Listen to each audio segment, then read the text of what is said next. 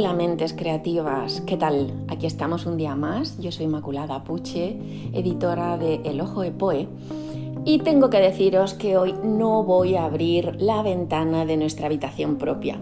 Y no le voy a abrir por dos cosas. La primera, porque tengo que pediros disculpas porque la semana pasada en el audio pues no pude evitar de ninguna de las maneras el que de vez en cuando apareciera el ruido de un taladro. Y bueno, quiero pediros disculpas por ello y agradeceros vuestra comprensión porque a pesar de todo, pues bueno, hay muchos comentarios en el que compartís con nosotros esos momentos que suponen la lectura en nuestra vida, ¿no? Y las relaciones con el mundo de la lectura. Y en segundo lugar, no quiero abrir la ventana de nuestra habitación propia porque os quiero contar un secreto. Os quiero contar un momento de mi vida que fue francamente complejo, francamente duro, que lo pasé muy mal, que para mí fue un punto de inflexión como editora. Y bueno, pienso que qué mejor momento que ahora, que tenemos quizás un poco más de tiempo para rememorar, para pensar. Y qué mejor que con vosotros para compartir un secreto. Así que voy a deciros voy a hablaros sobre aquel momento tan duro para mí y una vez que lo haya contado, os voy a dar las conclusiones a las que yo llegué y que creo que os pueden servir a vosotros, a vosotras en cuanto que escritores. Así que, voy a abrir mi corazoncito y voy a ello. Así que nada, empezamos.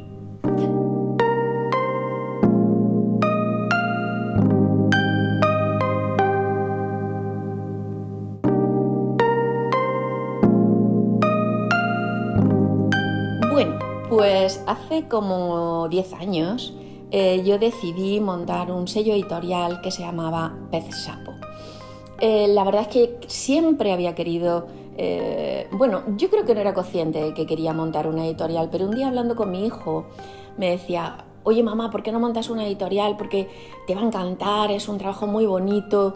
Y bueno, yo en un primer momento le dije que no, pero luego esa idea, como os comentaba la semana pasada, ¿no? Se convirtió en una nanopartícula que fue creciendo en mí, ¿no? Como un deseo que poco a poco fue encontrando la salida y creé el sello editorial. Lo cierto es que en un primer momento estuve como un año analizando el mercado, analizando el modelo de negocio, analizando pues todo lo que era la estructura de venta. En fin, me dediqué en profundidad a tener conocimientos al respecto. Hablé con muchos editores a los que les tengo que agradecer pues toda la información que me dieron. Y ahí me lancé al vacío y monté el sello Pez Sapo. El caso es que, aunque tenía una parte de realidad de lo que era el mundo editorial, realmente yo lo que estaba era tremendamente ilusionada. No me interesaba tanto la parte oscura de lo que es el mundo de la edición, el mundo de los negocios, el mundo de la industria editorial. Y sí estaba absolutamente llena y exaltada por la posibilidad de poder publicar libros, de poder promocionarlos, de poder, hacer el trabajo de editora, ¿no? que a mí me gustaba tanto. Así que dejé a un lado esa realidad oscura que no quería ver y me centré en la parte ilusionante, porque además yo decía en aquella época que a los sueños no se le pueden echar números, porque la vida, porque los sueños no se pueden medir económicamente. Así que nada, me lancé. Cuando ya llevaba bastantes años, empecé a encontrarme cansada. Estaba desilusionada, estaba agotada, porque hacía un trabajo ingente, trabajaba sola y tenía, bueno, pues muchísimo trabajo, desde leer los manuscritos, elegir cuál era el que se iba a publicar, trabajar con el autor, con la autora en el cierre del libro, en fin, promocionarlo, establecer una estrategia de marketing, establecer la red con las librerías, buscar la distribuidora. Bueno, todo aquello era como muy chulo al principio, y para mí que un autor que yo había publicado tuviera una entrevista en Radio 3, para mí ya era maravilloso y ya me lo pasaba genial.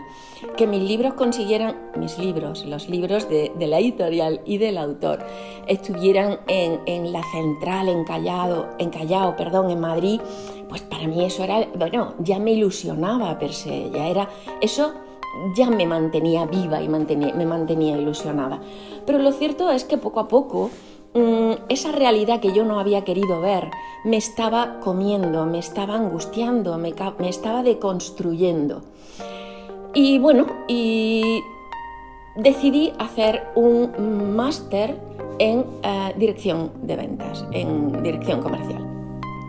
La verdad es que fue un máster que me costó un pastón, además de muchos fines de semana de trabajo, y que, bueno, me sirvió porque evidentemente pues tuve muchos conocimientos, pero bueno, realmente yo era la directora comercial de mí misma, ¿no? Así que, bueno, me sirvió, pero no en la medida en que yo esperaba. Pero sí me dio la oportunidad de conocer a una persona que para mí fue muy importante en aquel momento.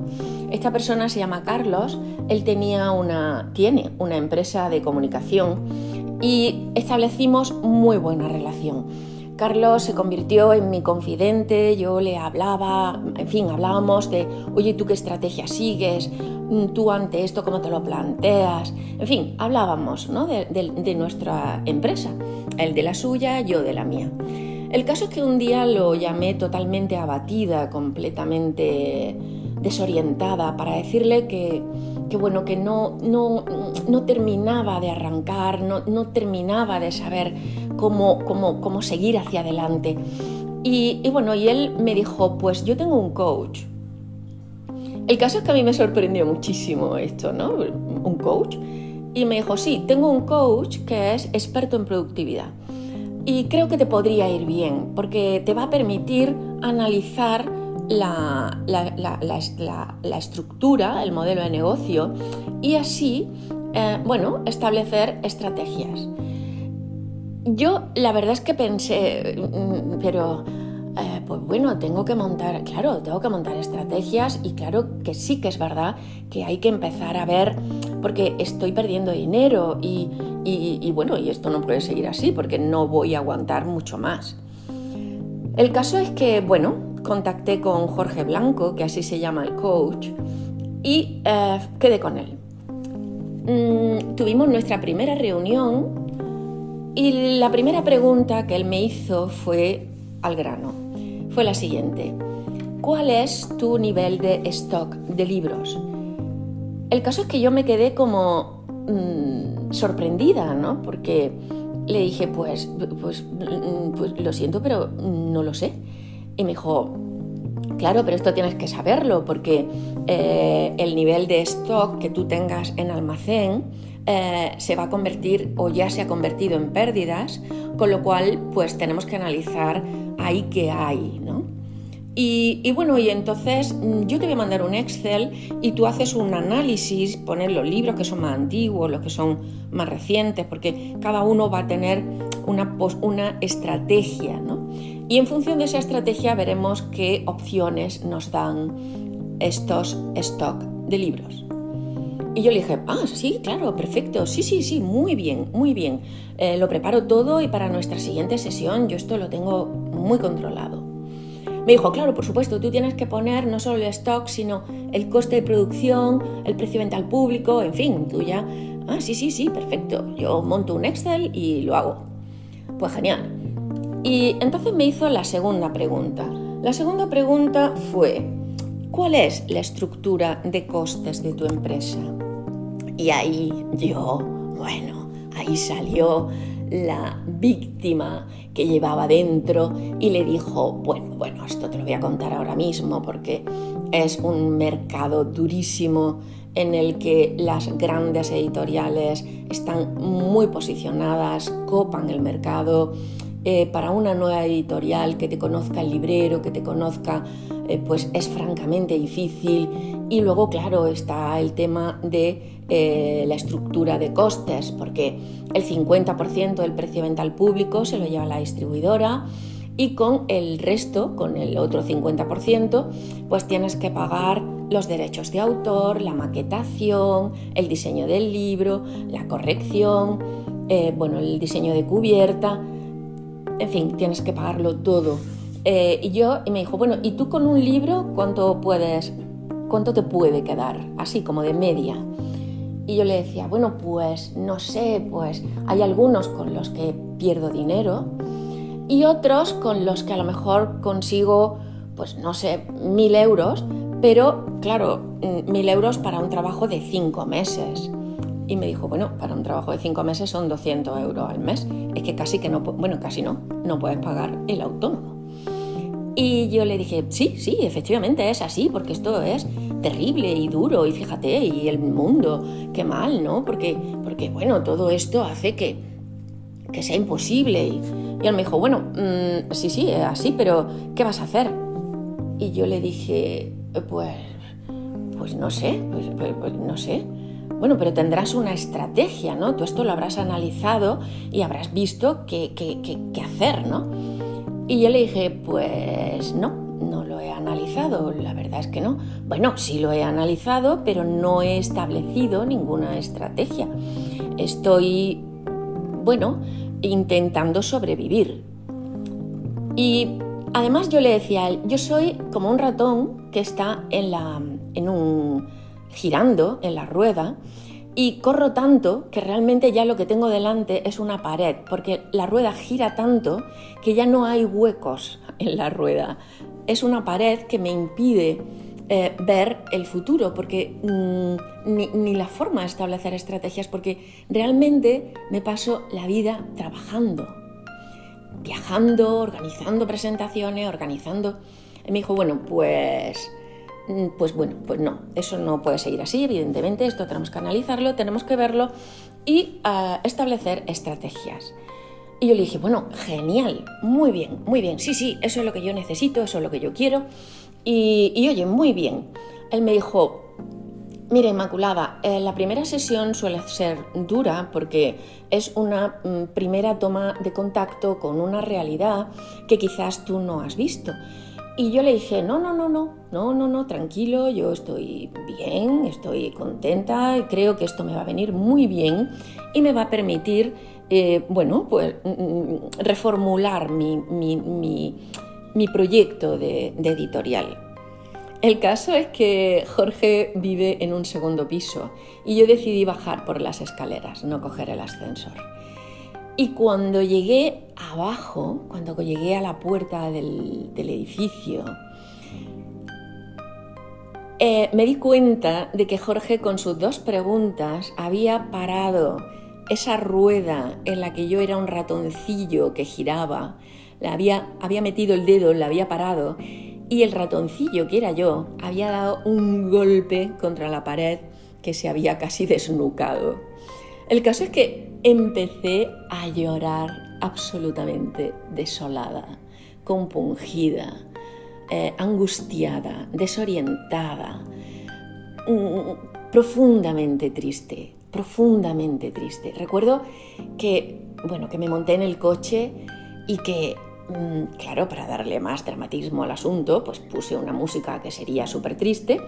Y lo cierto es que si hubiera sido una película, pues era una escena de desolación, ¿no? De cómo la protagonista pues llora absolutamente y completamente desolada ante la realidad de su vida, de sus circunstancias. Y lloré, y la siguiente hora hasta mi casa lloré. Después, de esa pena por mí, por tanto esfuerzo, por tanto trabajo, pues después de esa sensación terrible de tristeza, pasé a la angustia, ¿no? Pasé a pensar, ¿pero qué he hecho? ¿Pero qué estoy haciendo? Soy una ilusa, soy una inmadura, he sido una inconsciente. Bueno, me sentí muy víctima, ¿no? Y me regodeé en el victimismo, claro. De hecho, ya llevaba una temporada, con lo cual, pues ya eso fue como el detonante del super victimismo.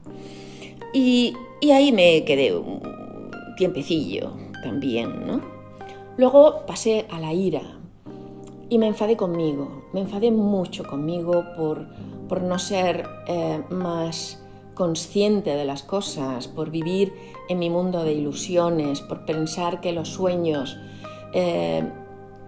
no ocultan una realidad detrás, ¿no? Que yo sabía, pero que no quería ver. No quería verlo porque si lo veía no iba a dar el paso.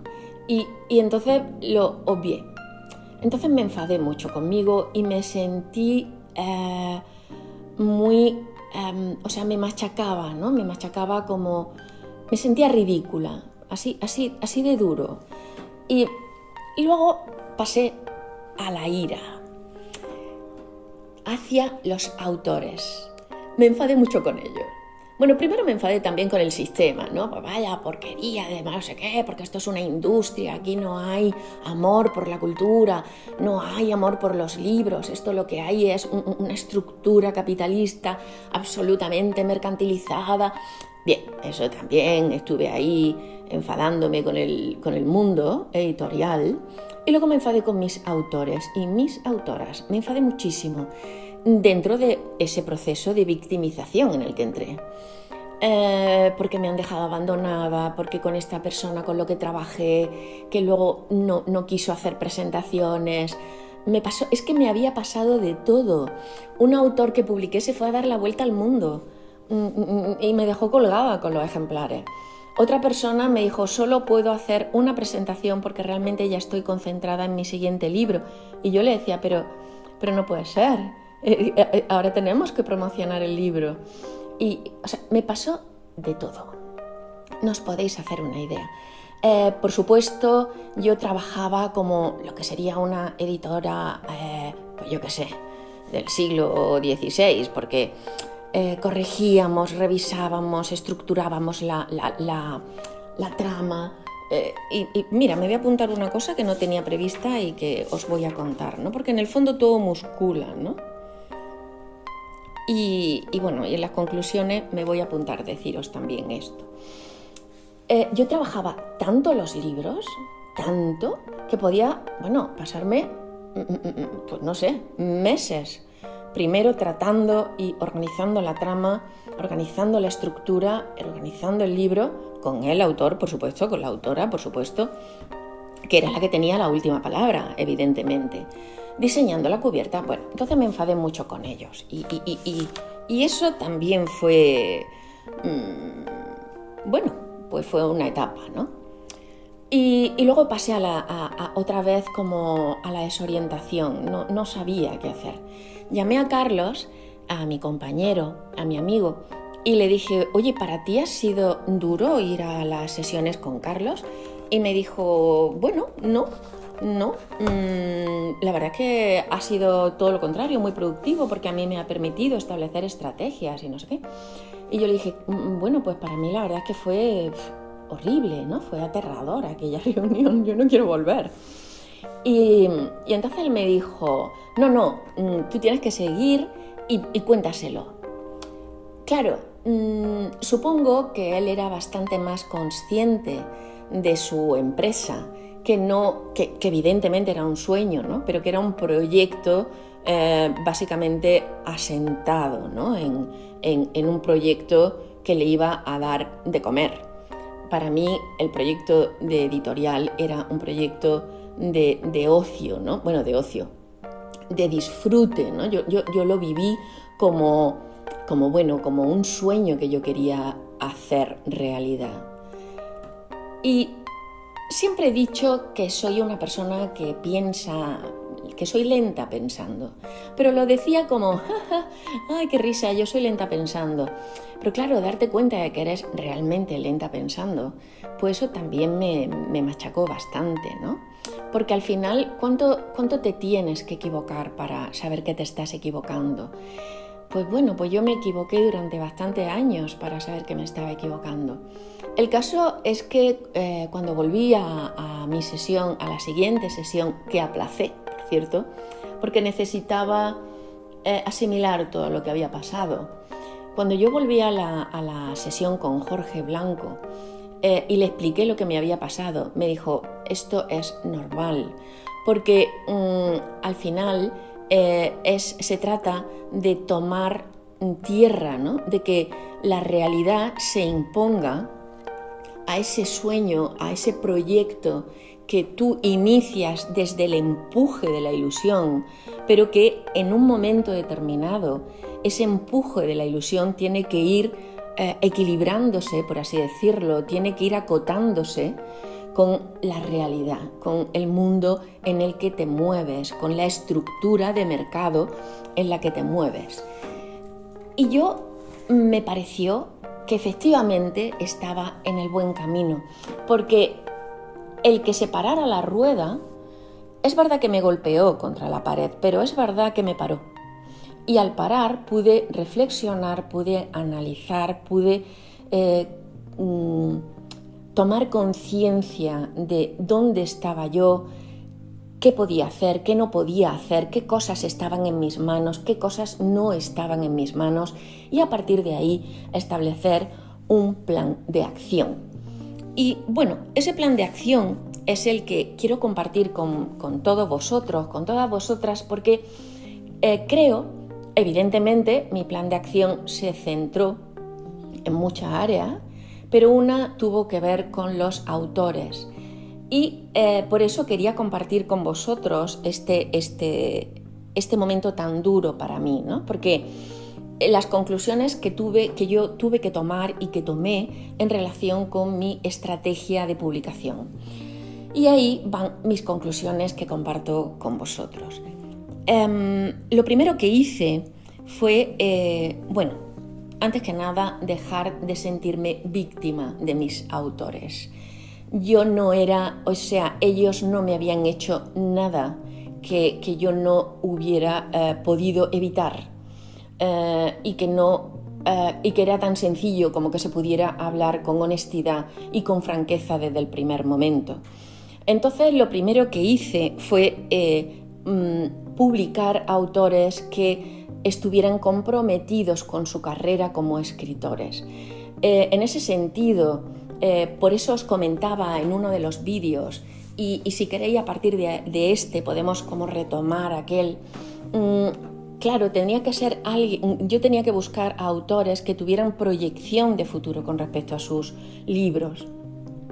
Porque si es un libro y nada más, pues para mí no existe continuidad, no había futuro después, ¿no? Una vez que arranque, porque el segundo libro tira del primero, y cuando tú te has gastado el dinero y el esfuerzo y el trabajo para posicionar a un autor, pues la gente luego pues pide otro libro de ese autor, no puede ser una estrella fugaz. Otra cosa que hice fue que solo aceptaba manuscritos que estuvieran cerrados. Quiero decir, no me podía permitir el lujo de trabajar sobre el texto.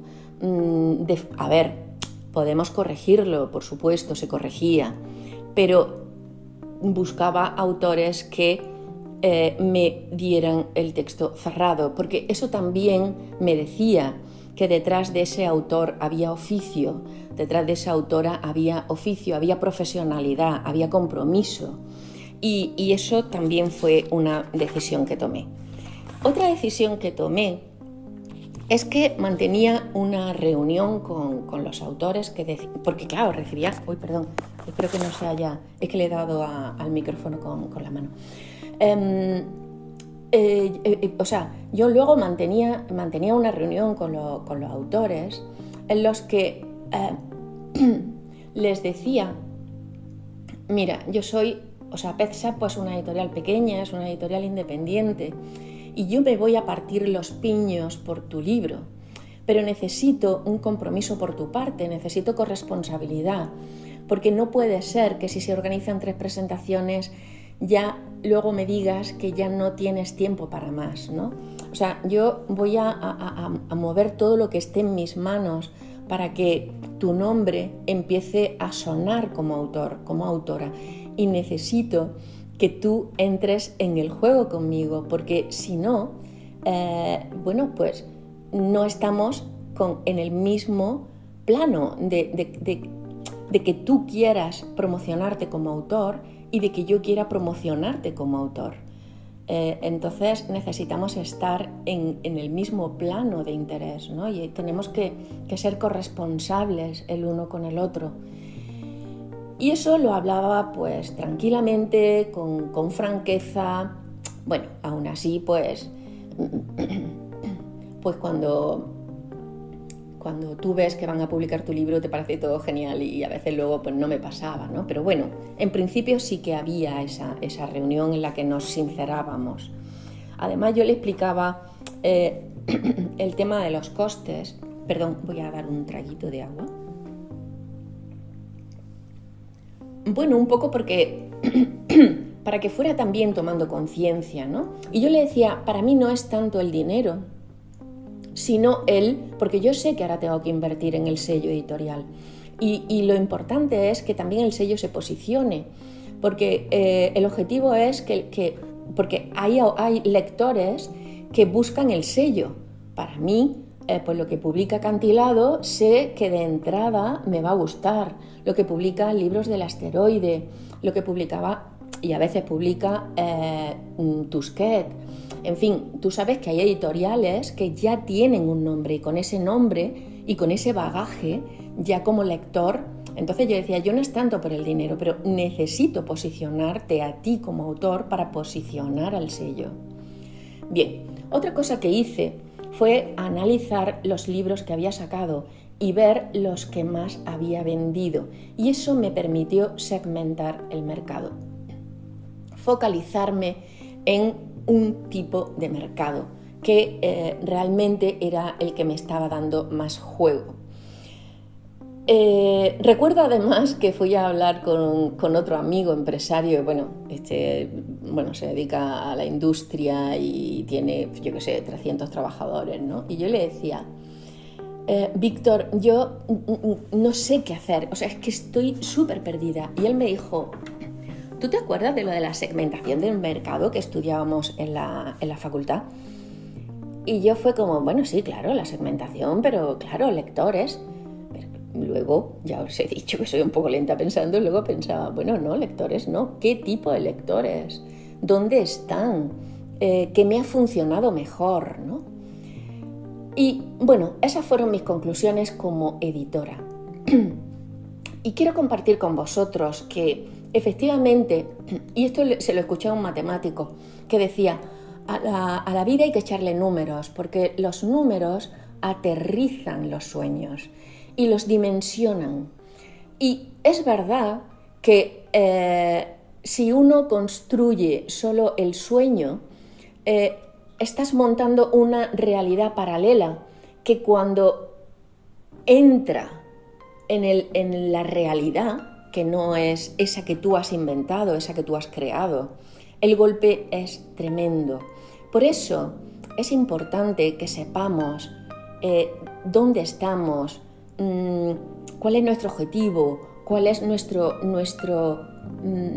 qué es lo que está en nuestras manos, con nuestras posibilidades, con nuestra posición como escritores, dónde estoy y dónde puedo llegar a estar. Pero ¿dónde estoy ahora? Porque sabiendo dónde estoy ahora, tengo un camino y no pasa nada. El camino se hace andando y se disfruta andando y se construye.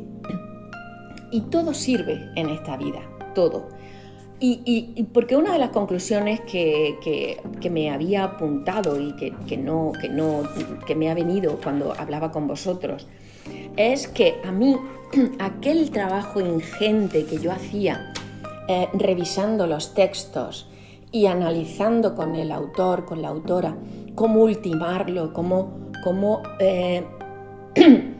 complementar la trama, cómo articularla, cómo desarrollarla, cómo compensarla, y que era un trabajo precioso que a mí me encantaba, me ha permitido que hoy pues tenga bastante habilidad, y esto lo digo por Agnes, que es una autora que el otro día me decía, no hay que tener problema en decir cuando algo tú lo haces bien. A ver, a mí se me da bien analizar los textos porque llevo muchísimos años haciendo esto y porque le dedico muchísimas horas. Y he aprendido a hacer un tipo de lectura que me permite pues como estar viendo muchas cosas a la vez. Y eso lo aprendí equivocándome en aquel momento, ¿no? Con lo cual no hay que desanimarse, no hay que venirse abajo. La realidad nos tiene que servir simplemente para que sepamos cuál es la realidad y desde la realidad sepamos dónde estamos nosotros, para que desde esa posición podamos establecer la estrategia y podamos decidir qué es lo mejor para nosotros en todo momento. Y os vuelvo a repetir, lo de hay que echarle número a la vida porque la vida aterriza los sueños, que fue en una conferencia de un matemático que ahora, por cierto, tiene un programa en la 2 que es muy divertido, que se llama Órbita Laica. Yo estuve en una conferencia con él, que es un tipo encantador. Para mí esa frase fue muy definitoria. Y cuando decimos números, no estoy hablando de dinero, no estoy hablando de dinero. Estoy hablando de aterrizajes, o sea, de conciencia, de analizar, de saber, de concretarme y concretar mi entorno. Así que, bueno, tengo que deciros que para mí fue francamente un momento difícil, no fue fácil, no fue fácil, lo pasé mal, porque a veces explicarte a ti misma, ¿no? Pues según qué cosas, pues te hace daño, ¿no? Y yo sufrí mucho, sobre todo porque me sentí como muy, no sé, me sentía ridícula, ¿no? Sentía que había soñado demasiado, que vivía en las nubes y que ese vivir en las nubes pues me había perdido, ¿no? en ese camino. Luego me he perdonado porque es lo que os decía, vivir en las nubes a mí me permitió tener la valentía de montar la editorial. Vivir en las nubes a vosotros os va a permitir la valentía de escribir el libro, la ilusión de escribir el libro. Y eso es fantástico. Y luego el camino hay que conocerlo. Y dentro de ese camino habrá errores, por supuesto que habrá errores, pero que los errores no nos rompan por dentro, que no nos destruyan, que no maten esa capacidad que nosotras y nosotros que compartimos este canal tenemos de soñar, ¿no? De ilusionarnos, de construir un mundo que nos sirve. Así que esa sería mi conclusión final. Que sigamos en las nubes, por supuesto, que sigamos ilusionados, que sigamos soñando que se puede cambiar las cosas, pero que también tengamos ese momento de reflexión, de análisis y de conocimiento para que la decisión que tomemos pues nos haga el menos daño posible. Y si no hace daño, que no os rompa, que no os saque de esa ilusión por escribir. Eso mantenedlo siempre, pase lo que pase, porque aquí estaremos todos nosotros, ¿no? Para contarnos, para apoyarnos, para decirnos. Siempre habrá una mano amiga que te dará un consejo.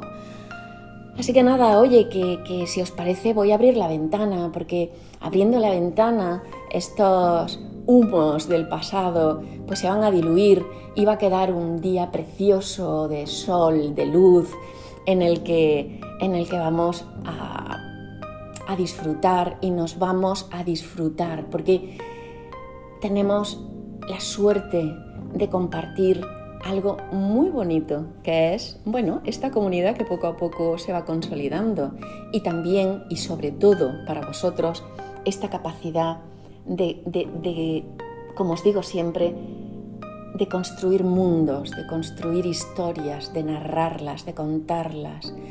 Y eso os hace muy especiales, al menos para mí. Así que nada, un abrazo. Espero que os haya servido mi experiencia dolorosa y nos vemos en la próxima quedada. Un abrazo, nos vemos pronto.